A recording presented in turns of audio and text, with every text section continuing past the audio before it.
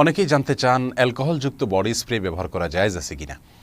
অ্যালকোহলযুক্ত body spray ব্যবহার করা জায়েজ আছে কিনা সে প্রসঙ্গে আলোচনা করার আগেই বলে রাখতে চাই, সুগন্ধিযুক্ত যে কোনো দ্রব্য সুগন্ধি ব্যবহার করা এটা ইসলামী দৃষ্টিতে প্রশংসনীয় কাজ মৌলিকভাবে, এবং এটি সুন্নাহ। পুরুষের জন্য সর্বাবস্থায়, নারীদের জন্য যখন তারা বাহিরে বের হবেন বা পরপুরুষকে আকৃষ্ট করবেন সুগন্ধি ব্যবহারের মাধ্যমে, তখন সেটি ব্যবহার করা নিষিদ্ধ হয়, হারাম হয়। এছাড়া সাধারণ অবস্থায় তাদের জন্য সুগন্ধি ব্যবহার করার অনুমোদন রয়েছে, প্রশংসনীয়।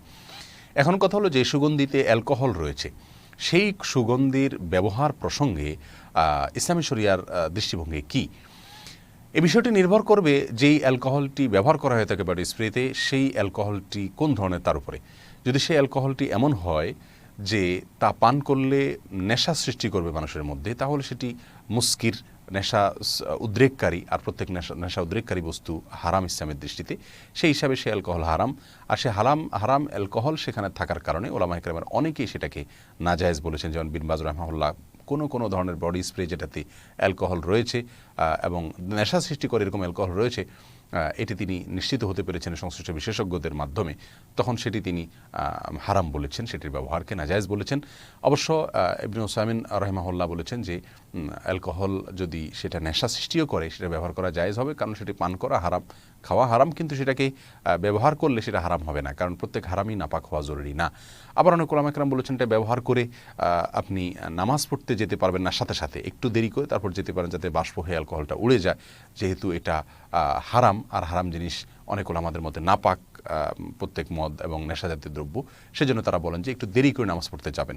তাহলে আমরা দেখতে পাচ্ছি এখানে যে অ্যালকোহল যদি নেশা সৃষ্টি করে, সেরকম অ্যালকোহল থাকে, সেটাকে অনেক ওলামায়ে কেরাম ব্যবহার করা নাজায়েজ বলেছেন, অনেকে এটাকে ব্যবহার করা জায়েজ বলেছেন, এই অর্থে যে এটা নাপাক নয়, আর যেহেতু এখানে পান করছে না অতএব হারামের কিছু নাই। আবার অনেকে এটাকে ব্যবহার করে মসজিদে সাথে সাথে গিয়ে নামাজ পড়তে, বা সাথে সাথে নামাজ পড়তে নিষেধ করেন, মসজিদে যাওয়া শুধু নয়, তারা বলেন যে এটা নাপাক, আর নাপাক যেহেতু অতএব কিছুক্ষণ অপেক্ষা করলে বাষ্পায় উড়ে গেলে তারপর তিনি নামাজ আদায় করবেন। এ হলো মোটামুটি অনেকগুলো মত আমরা দেখতে পাচ্ছি যদি অ্যালকোহল নেশা সৃষ্টি করে সেরকম অ্যালকোহল থাকে বডি স্প্রের ভিতরে। এর বাইরে অনেক স্কলারদের মতে এবং তাদের গবেষণা অনুযায়ী যে অ্যালকোহলটি বডি স্প্রেতে ব্যবহার করা হয়ে থাকে, আসলে এটি পান করলে মানুষ নেশা সৃষ্টি হয় না, বরং এটা এমন ধরনের অ্যালকোহল যেটি আসলে নেশা সৃষ্টি করবার জন্য নয়, এটা এক ধরনের কেমিক্যাল, যেই কেমিক্যাল পান করলে বরং মানুষ মারা যাওয়ার আশঙ্কা আছে, এটা কোনো নেশা হিসাবে ব্যবহার করা আর কোনো সম্ভাবনা নাই।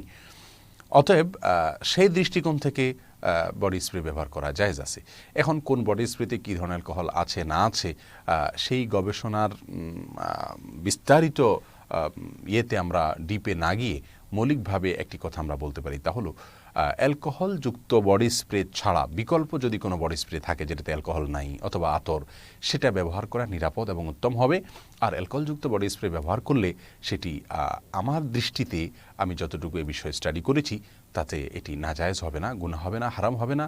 কারণ বেশিরভাগ বিশুদ্ধতম মত আমার কাছে মনে হয়েছে যে অ্যালকোহলটি ব্যবহার করা হয়ে থাকে এই জাতীয় বডি স্প্রেতে, সেটা আসলে নেশা সৃষ্টি করার মতো অ্যালকোহল নয়, বরং সেটা এক ধরনের কেমিক্যাল যেটা আসলে পান করার কোনো বস্তু নয়। বিধায় এখানে নেশা বা মদের বিধানটি আসবে না, এটা হলো আমার ব্যক্তিগত দৃষ্টিভঙ্গি।